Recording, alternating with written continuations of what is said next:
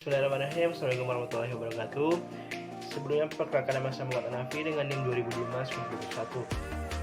Nah, pada video kali ini saya akan membahas tentang keterampilan komunikasi, yang mana pada minggu kemarin kita juga membahas bagaimana keterampilan komunikasi. Akan tetapi pada minggu sekarang kita akan membahas keterampilan komunikasi terkhusus pada keterampilan komunikasi mendengarkan dan juga berbicara. Pertama kita akan membahas tentang komunikasi mendengarkan, di mana teknik komunikasi ini sangat diperlukan untuk mencapai tujuan komunikasi yang akan dilakukan oleh komunikator dan komunikan.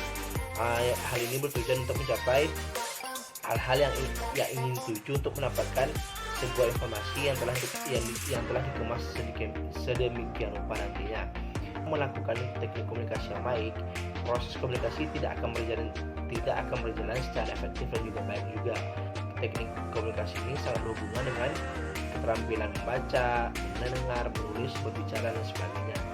Mendengar merupakan salah satu aspek yang penting dalam sebuah komunikasi. Mendengar melibatkan indera pendengaran seperti telinga dan sebagainya. Mendengar secara aktif dan efektif adalah merupakan memadukan antara indera pendengaran dan juga indera pikiran. Karena di sini kita akan menangkap sebuah informasi yang akan disampaikan oleh komunikator dan juga komunikan. Nah, berbicara tentang mendengarkan dengan mendengar itu sekilas merupakan hal yang sama, akan tetapi sebenarnya setelah kita kaji lebih dalam, setelah kita kaji ulang, itu merupakan dua aspek yang sangat berbeda, di mana pada saat ini mendengar merupakan hal yang dilakukan secara tidak sengaja untuk mendapatkan sebuah informasi, berita, dan sebagainya. Langkah mendengar merupakan hal yang sengaja atau kita rencanakan pada awalnya untuk mencari sebuah informasi dan mendapatkan sebuah informasi berkaitan dengan suatu permasalahan. Nah, hal ini berbicara tentang mendengarkan, itu adanya perpaduan antara indera pendengaran dan juga indera pikiran. Karena di sini kita akan menginterpretasikan pesan yang disampaikan oleh komunikator kepada komunikan nantinya. Berbicara tentang mendengarkan secara aktif itu ada dua, yang pertama evaluatif dan juga yang kedua korektif. Di mana mendengar evaluatif ini merupakan mendengar saat kita mendengarkan sesuatu sambil melakukan evaluasi terhadap apa yang kita dengar. Apabila ada kesalahan atau kekeliruan terhadap berita tersebut, kita langsung meluruskan berita tersebut kepada lawan bicara kita agar tidak terjadi kesalahpahaman atau miskom dalam sebuah penyampaian informasi atau pesan nantinya. Dimana pada pendengaran kolektif ini, pendengar berusaha untuk memahami pandangan pembicara dan juga memahami setiap artikulasi yang disampaikan atau yang dilontarkan nantinya. Beberapa cara atau hal yang dapat kita lakukan untuk melakukan mendengar secara aktif dan efektif. Yang pertama itu mendengarkan semua berita itu secara konsentrasi dan penuh. Yang kedua, menangkap pesan-pesan penting yang disampaikan dari komunikator kepada komunikan. Yang ketiga, mencatat hal penting yang akan disampaikan oleh komunikator kepada komunikan. Lalu kita juga akan membahas tentang bagaimana sih keterampilan komunikasi dalam terkhusus untuk berbicara.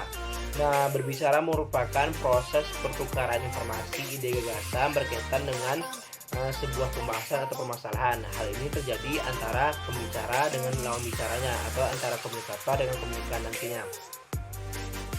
Dalam penyampaian informasi secara lisan, seorang pembicara harus mengetahui kemampuan menyampaikan informasi dengan baik dan juga jelas agar tidak terjadinya miskomunikasi dalam penyampaian berita nantinya. Di sini ada beberapa tujuan mengapa sih pentingnya keterampilan berbicara saat melakukan komunikasi yang baik. Yang pertama itu kemudahan berbicara, dan kita melakukan latihan atau pelatihan mengikuti seminar dan sebagainya, itu dapat memudahkan kita untuk melakukan komunikasi yang baik itu di depan umum maupun berbicara dengan diri sendiri. Yang kedua, adanya kejelasan. Saat melakukan komunikasi, di sana ada diperlukannya artikulasi atau kejelasan setiap kata-kata yang kita sampaikan dalam melakukan sebuah komunikasi. Ketiga, ada tanggung jawab dengan mengikuti pelatihan terhadap bagaimana sih berbicara yang baik, itu dapat meningkatkan tanggung jawab seseorang terhadap dirinya sendiri. Yang keempat, itu kita berusaha untuk menjadi pendengar yang kritis. Jadi kita tidak hanya berpikir secara kritis, kita juga menjadi pendengar yang kritis dalam mendengarkan sebuah permasalahan atau apapun nantinya. Dan yang terakhir itu membuat kebiasaan. Dengan kita mengikuti semua pelatihan baik, itu akan mengubah atau membuat kebiasaan-kebiasaan baik kita untuk diri kita sendiri. Nah, mungkin sekian penjelasan berkaitan dengan keterampilan komunikasi terkhusus pada mendengarkan dan berbicara. Mohon maaf atas segala kesalahan dan kekurangan. Terima kasih atas perhatian. Semoga teman-teman dapat memahami dengan baik. Assalamualaikum.